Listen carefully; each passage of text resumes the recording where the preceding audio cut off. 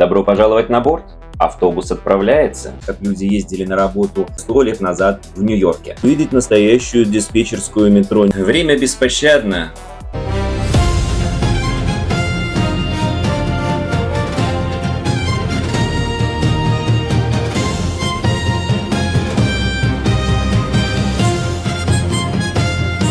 Сегодня я иду в музей, который расположен в Бруклине, музей метро. А это одна из самых старинных станций. Посмотрите, она односводчатая, что довольно не характерно для метро Нью-Йорка. Станция очень красивая и колоритная. Кстати, сюда нет эскалаторов, сюда ведут специальные лифты, которые расположены там, за поворотом через переход. На них нужно подниматься. В свое время местные жители избегали использования этой станции, ведь ее лифты ломались по 40 раз в месяц. А кому охота застрять в лифте по дороге на работу? Вот уже прибывает к платформе наш поезд, а значит, пора отправляться в путь. Сейчас, как на машине времени, мы на поезде отправимся в прошлое для того, чтобы узнать, как люди ездили на работу 50, 60, 70 и даже 100 лет назад в Нью-Йорке.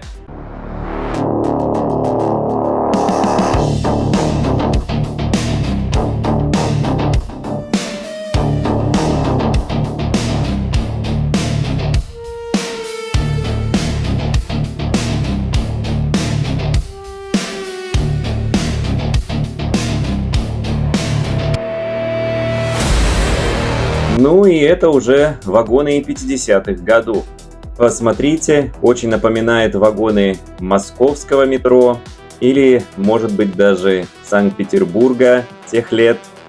Конечно же, конструкция вагонов другая, но этот вайб так называемого старого поезда метро здесь передан как-никак лучше. Поезда, которые здесь собраны, представляют они собой все вехи истории метро Нью-Йорка.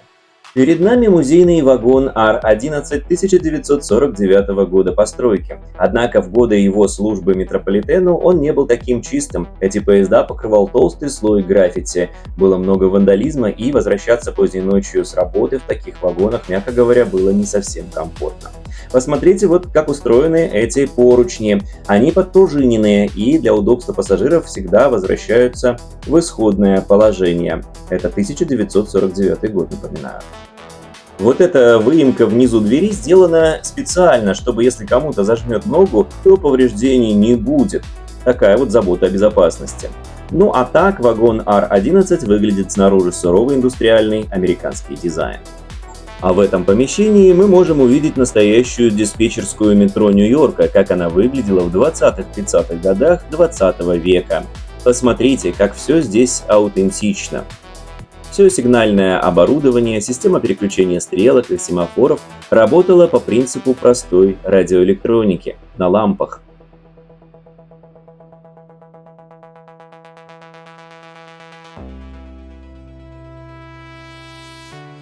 На этом стенде показана одна из самых первых линий метрополитена Нью-Йорка, тогда еще надземных. Их сооружали прямо над трамвайными путями вдоль улиц. На макете представлена вторая половина 19 столетия. Разумеется, ни о каких современных технологиях тогда речи не шло. Вагоны были выпущены в далеком 1907 году специально для бруклинского метрополитена. В ту пору Бруклин еще не входил в состав Нью-Йорка и был отдельным городом, а его метрополитен был проложен над улицами. Мы далее следуем вдоль экспозиции и видим такие вот милые вагончики, которые использовались на линиях бруклинского метрополитена. Ездили они сверху по эстакадам, поскольку тогда у инженеров еще не было опыта эксплуатации и производства вагонов метро, и их сделали по принципу железнодорожных, и получилось нечто среднее между трамваем и железнодорожным вагоном с открытыми тамбурными площадками. Учитывая то, что метро проходило по высоким эстакадам, открытые тамбуры вагонов – сомнительное решение с точки зрения безопасности, как я считаю. Давайте же вместе заглянем внутрь вагона метро. Посмотрите, какие диваны, какая потрясающая здесь атмосфера, роскошный интерьер. Правда, это больше напоминает немного трамвай, чем вагон метро. Однако тогда метро уже как бы претендовало на то, чтобы быть более привилегированным средством транспорта. И здесь уже вместо деревянных лавок были сделаны вот такие вот мягкие диваны. Ну а мы с вами продолжим изучать салон этого замечательного вагона. Назывались эти вагоны Low Voltage Car или низковольтные вагоны. Производство было начато в 1916 году и продолжалось вплоть до 1925 года. Но, разумеется, еще где-то до конца 40-х эти вагоны были в эксплуатации. Выпущено их было всего более 1020 штук. Посмотрите, какие кондовые вентиляторы. Наверное, эта суровая штука была довольно опасна, ведь вращались они над головами пассажиров, и лопасти этих вентиляторов, как видите, ничем защищены не были. Возможно, люди тогда были осторожнее и предпочитали не испытывать судьбу и не засовывать туда руки, какие-то предметы и прочее. Вот эти ручки довольно интересные, они подпружинены и возвращаются в исходное положение. Сиденья покрыты ротанговой материей. Тогда это был довольно прочный материал, ведь какие-то синтетические аналоги отсутствовали, а делать деревянные доски, как в трамваях, не хотелось, ведь это же метро. Метро, оно как бы на класс выше, чем трамвай, поэтому вот такая ротанговая материя, чтобы сиденья были мягкие и удобные для пассажиров. Однако они не очень удобные, потому что спинка довольно короткая и сзади находится довольно большое стекло, что, на мой взгляд, тоже не является эталоном безопасности. Ну а это следующий экспонат. Здесь представлена моторная тележка вагона метро. Обратите внимание, что это довольно сложная конструкция, ведь рама тележки должна быть усиленной для того, чтобы держать на себе электродвигатели. Посмотрите, сколько кабелей! Сейчас мы посмотрим, как осуществляется токосъем в метрополитене. Есть два направляющих рельса, по которым поезд едет, и сбоку, с левой стороны, есть третий рельс. По третьему рельсу идет высоковольтное напряжение, так называемый плюс, если грубо говорить, а минус идет по рельсам. По третьему рельсу скользит вот такая лапа или токосъемник, который прикреплен к раме тележки. С него и осуществляется высоковольтный токосъем для того, чтобы поезд двигался по тоннелю. А здесь такая кондовая атмосфера 40-х годов в метрополитене Нью-Йорка. Было военное время, было очень много зеленой краски, и вагоны нью-йоркского метро были окрашены вот в такой цвет хаки, такой military style. Вагоны этого класса семейства I&D R1 City Car 1930-х годов производства. Когда эти вагоны принадлежали бруклинскому метрополитену. Это мы можем понять из указателей. Поезд следовал до Кони-Айленда. Метрополитен Нью-Йорка предлагал пассажирам 40-х годов 20 века довольно комфортные условия, чего стоят только вот эти мягкие пружинные диваны, обитые роскошной ротанговой материей. Для 1930-х годов эти вагоны имели революционную конструкцию. Они были сочлененными. Вагон состоял из 3 секций, опирающихся на 4 несущие тележки. Ну и разумеется, здесь вот такая информация. На стене вагона мы видим правила поведения пассажира в вагоне метро. А это карта метрополитена того времени. Посмотрите, как интересно выглядит графика и обозначение линий. Тогда их было заметно меньше. Красным цветом обозначены эстакады, черным цветом туннели метро. Вот так выглядят данные вагоны. Использовались они в военное время, поэтому были покрашены в такой цвет. И здесь видно само сочленение. В этом месте 2 половинки вагона опираются на 3-ю тележку, которая располагается под ним. В вагонах этого поезда двери уже открывались в сторону. Они были раздвижными, однако, в отличие от современных поездов, они раздвигались не в обе стороны, а в одну. Конечно же, колорит этого вагона просто потрясающий. Сиденья из ротангового плетения, стены, аутентичные вывески, где написано, что санитарный кодекс секция 216 гласит о том, что нельзя плевать и курить в салонах вагонов метро. Вот так выглядел этот кодекс. Ну а мы с вами перемещаемся на платформу, где можно увидеть различные артефакты, которые когда-то находились на станциях нью-йоркского метро. Например, остатки мозаик, различные механизмы и даже железнодорожный светофор, который мы можем увидеть во всей красе. Ну а это уже знаменитые красные птички Redbirds. Названы они так были как раз по цвету ливреи корпуса. Это семейство R-26. Производились они с 1955 года и были в эксплуатации до конца 80-х годов 20 века. Этот вагон напоминает уже привычные нам всем вагоны европейских метрополитенов, даже Москвы и, возможно, Санкт-Петербурга, Ленинграда, Киева. Вентиляторы были уже заключены в специальную решетку. Была приточная вентиляция. Сиденья ротанговые были заменены на пластик. Но, тем не менее, дизайн потрясающий. Очень красиво. Что-то, конечно же, в этом есть. Электронных табло тогда никаких не было, поэтому использовались вот такие черные рулоны с нанесенными названиями станций, которые можно было выставить на конечной станции, вращая вот такую вот рулетку. Но, скорее всего, ее отключали на время движения для того, чтобы пассажиры самовольно их не вращали и не меняли направление поезда. Это узнаваемый интерьер вагона метро, характерные сиденья, обитые дермантином. Да, до 1960-х годов они делались именно такими, мягкими, покрытыми дермантиновой искусственной кожей.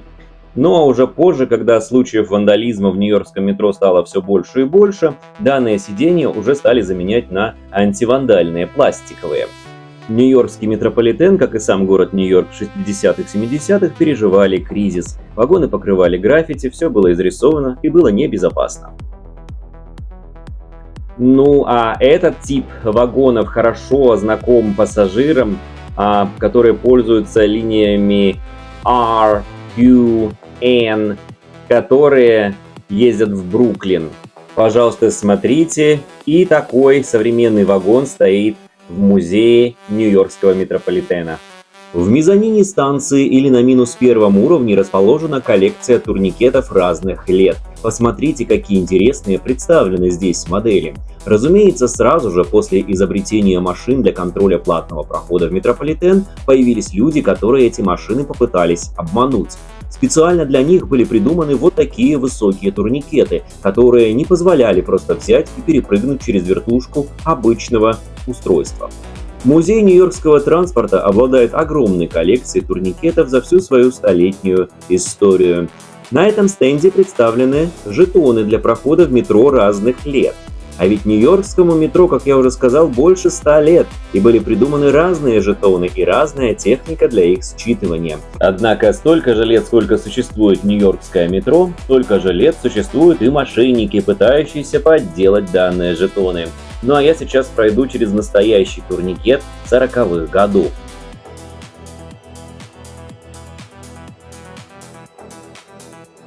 Нью-Йоркское метро открыло свои двери для пассажиров в далеком 1904 году, а именно 27 октября. Однако тогда в метрополитен даже не задумывался как единая транспортная система. Он состоял из 3 независимых компаний, которые конкурировали между собой. Изначально в городе функционировало 3 независимые друг от друга компании – Interborough Rapid Transit (IRT), которые работали в Манхэттене, Brooklyn Manhattan Transit (BMT), система, работавшая в Бруклине и связывающая его с Манхэттеном. Ну и, разумеется, независимая система метро Нью-Йорка IND (Independent Subway System). На этих фотографиях видно, в каких нелегких условиях рабочие Нью-Йорка строили туннели метро. Они лопатами, кирками долбили грунт под Манхэттеном, скалы, строя первые тоннели нью-йоркского метро. Это станция Сити-Холл в процессе ее создания, одна из самых легендарных станций нью-йоркского метро. Вот на таких вагонетках вывозили грунт, остатки горной породы, чтобы построить метро Нью-Йорка. Ну а эта фотография наглядно показывает нам процесс выборки горных пород из-под памятника Колумбу, который установлен вот на таких металлических швеллерах, и под ним ведутся работы по прокладке тоннеля. Данная карикатура была напечатана в Нью-Йорк Таймс через несколько месяцев после открытия метрополитена. На поезде написано, что это Интерборо гремящий транзит, а надпись справа гласит «3 часа до Гарлема». Дело в том, что никаких пневмоподвесок тогда не существовало, и поезда грохотали, как какие-то адские скотовозки. Алло, справочная? В эпоху, когда не было сотовых телефонов, люди использовали такие вот аппараты. Я вам скажу, чудесно разжили. Хорошо, что сейчас у нас есть другие опции для связи. Мезонин станции посвящен уже наземным видам транспорта Нью-Йорка. Ну что, добро пожаловать на борт. Автобус отправляется. Dear passengers, welcome aboard. Next stop is Wonderland. Let's go!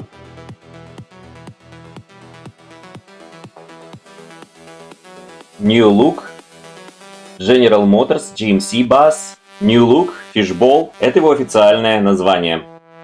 Так как из-за его характерных больших окон Люди прозвали этот автобус аквариумом. В этом зале данного музея уже собраны экспонаты наземного транспорта Нью-Йорка и транспортной инфраструктуры. Ну а здесь в разрезе представлен уже более современный автобус.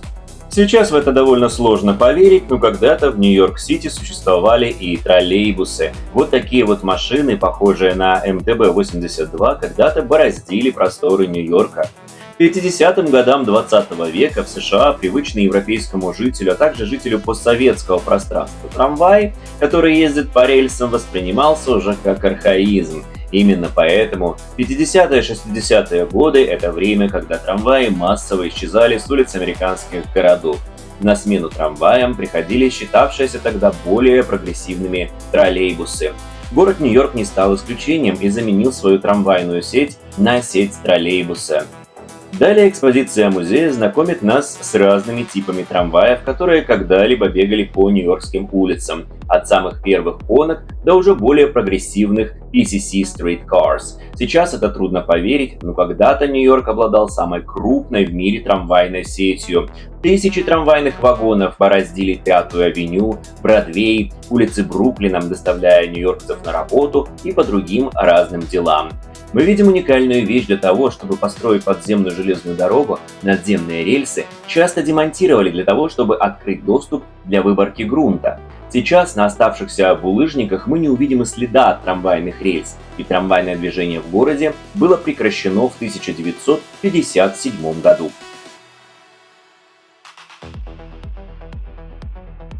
Однако в городе все же есть одно место, где мы можем найти трамвай. Это бывший предпортовый промышленный район Ред-Хук. Раньше это все были портовые склады, различные промышленные здания. Теперь это все превращено в модные офисы, жилые пространства или, как здесь, винодельни. Эти здания имеют типичную портовую архитектуру 19 века. Это здания бывших пакгаузов или портовых складов, которые сейчас превращены в модные офисные пространства, коворкинги или дорогие апартаменты с потрясающим видом на Статую Свободы.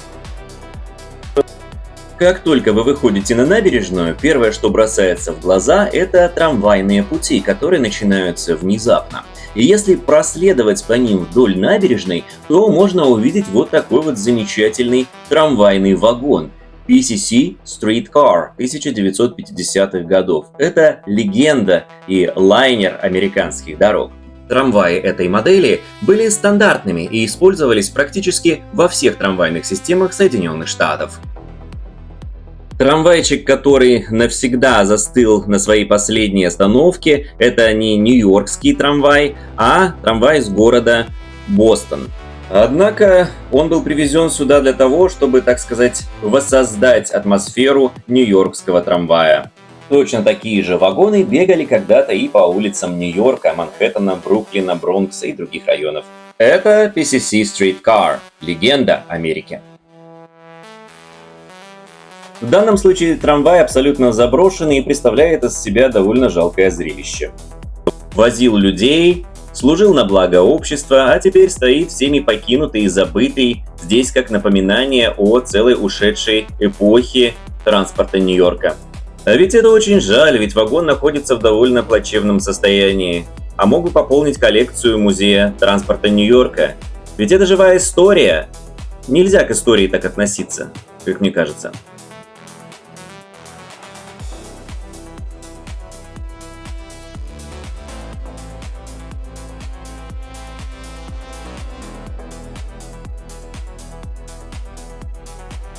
Кажется, время беспощадно, и ничто не вечно на этой земле. Однако печально видеть, как такой раритетный вагон буквально разрушается от природы, погоды, вандалов, всеми позабытый и заброшенный в районе Ред-Хук, города Нью-Йорка.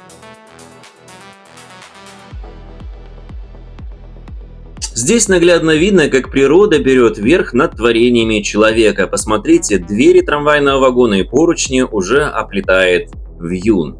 Отсутствие стекол также сказывается на состоянии этого уникального вагона. Вода проникает в салон, и от нее гниет пол. Мы уже видим вот эти огромные дыры, в которые можно провалиться. С этим трамвайным вагоном связана довольно печальная история. Данный трамвай является памятником несбывшимся надеждам и мечтам, а также инициативам местных жителей, которые проживают в этом районе. Теперь уже в далеком 2002 году инициативная группа во главе с активистом, жителем Флатбуша Бобом Даймондом выдвинула на городские слушания идеи о возрождении трамвайного движения в Бруклине. Им даже удалось получить разрешение от местных чиновников. Были собраны деньги, пожертвования от меценатов, на которые люди сами проложили рельсы от станции метро в Бруклине до района Ред-Хук. Длина линии составляла 7 городских кварталов. Ассоциация закупила несколько списанных трамваев в Бостоне для того, чтобы организовать пассажирское движение в городе Нью-Йорке. Линия заработала весной 2002 года, и проработала она, к сожалению, всего один сезон.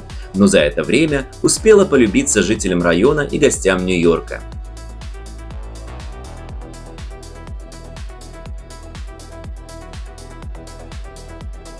Однако в 2003 году Департамент транспорта города Нью-Йорка подал в суд на ассоциацию, и суд принял сторону Диптранса, который заявлял о том, что только Департамент транспорта может предоставлять транспортные услуги на территории города Нью-Йорк и никто более. Соответственно, суд постановил компанию ликвидировать, рельсы демонтировать, контактную сеть срезать, а пассажирское движение закрыть навсегда.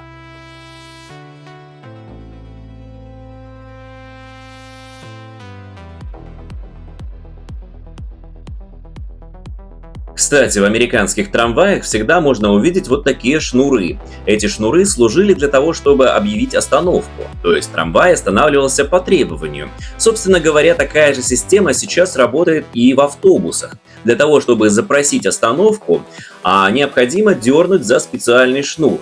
И датчик в кабине срабатывал. В случае трамвая это был, конечно же, колокольчик. И таким образом, перед приближением к остановке водитель трамвая понимал, что вагон необходимо остановить, потому что кто-то хочет выйти. Давайте же исследуем кабину этого трамвайного вагона. Если открыть эту дверцу, то там будет маршрутный указатель. На данный момент он до сих пор сохранился.